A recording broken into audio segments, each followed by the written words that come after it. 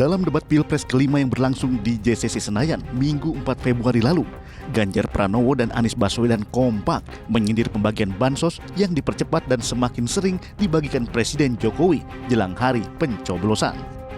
Pak Anies, lagi rame kita mau tanya soal bansos. Karena menurut saya bansos ini adalah kewajiban negara dan rakyat berhak mendapatkannya. Tapi kita punya problem. Karena banyak klaim yang diberikan seolah-olah ini bantuan orang per orang atau kelompok. Menurut Pak Anies kira-kira bagaimana tata kelola bansos agar satu tidak saling klaim, dua bisa tepat sasaran, tiga tidak menimbulkan kecemburuan-kecemburuan, sehingga inilah satu harapan yang betul-betul bisa diterima oleh rakyat. Pertama, kita harus menyadari bahwa yang disebut sebagai bansos adalah bantuan untuk si penerima, bukan bantuan untuk si pemberi.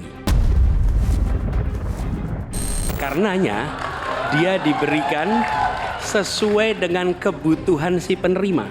Kalau penerimanya membutuhkan bulan ini, ya diberi bulan ini.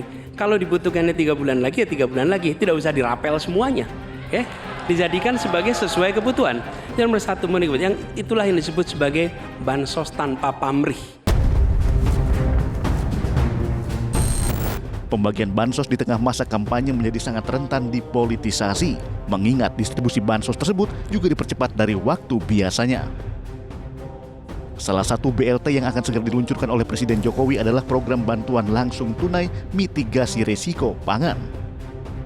Pemberian BLT tersebut akan dirapel periode Januari hingga Maret dengan total Rp600.000 per keluarga penerima manfaat.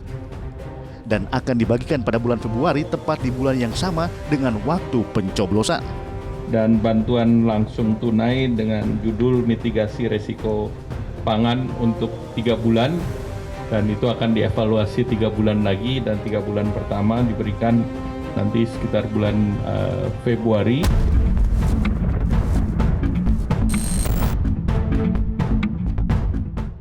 Berdasarkan data Kementerian Keuangan, anggaran bansos pada tahun 2024 naik menjadi 496 triliun. Anggaran tersebut bahkan jauh lebih besar jika dibandingkan anggaran bansos saat pandemi COVID-19 pada tahun 2021 dan 2022 yang hanya sebesar 468 triliun rupiah untuk 2021 dan 460 triliun rupiah untuk 2022.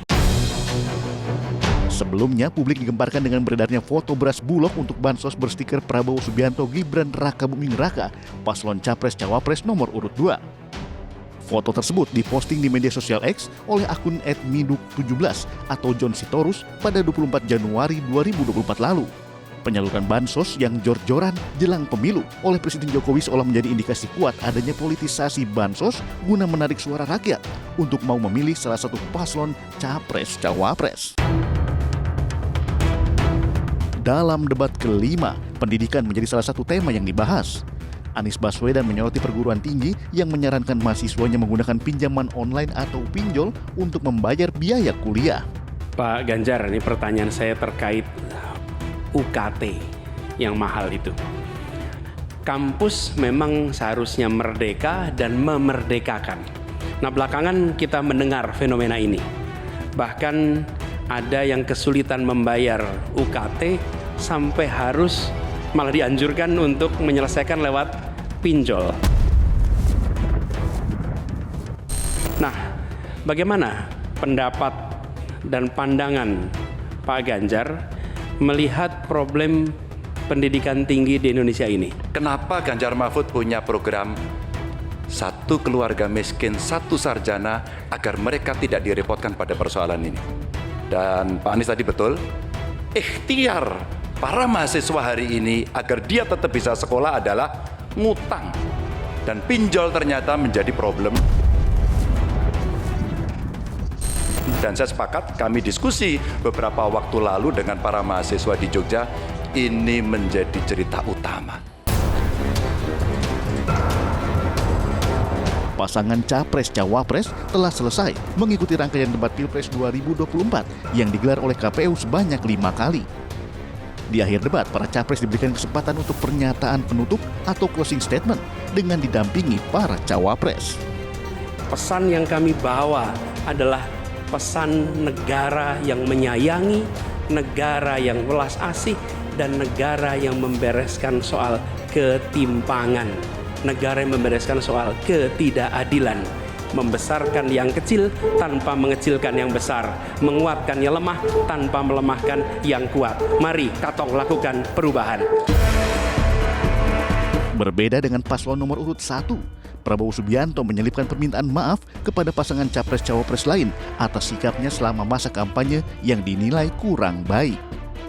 Saya, atas nama Prabowo Gibran dan atas nama Koalisi Indonesia Maju, minta maaf kepada paslon 1, Pak Anies, Pak Muhaimin, dan paslon 3, Pak Ganjar dan Pak Mahfud, seandainya dalam kampanye ini ada kata-kata kami atau perbuatan kami yang kurang berkenan, kami mohon maaf yang sebesar-besarnya.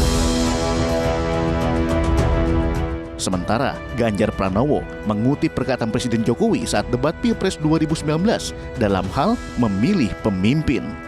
5 tahun yang lalu dalam debat Capres 2019 saya tim kampanye Joko Widodo. Beliau menyampaikan dan kita diingatkan untuk tidak memilih calon yang punya potongan diktator dan otoriter. Kami tidak punya potongan diktator atau otoriter.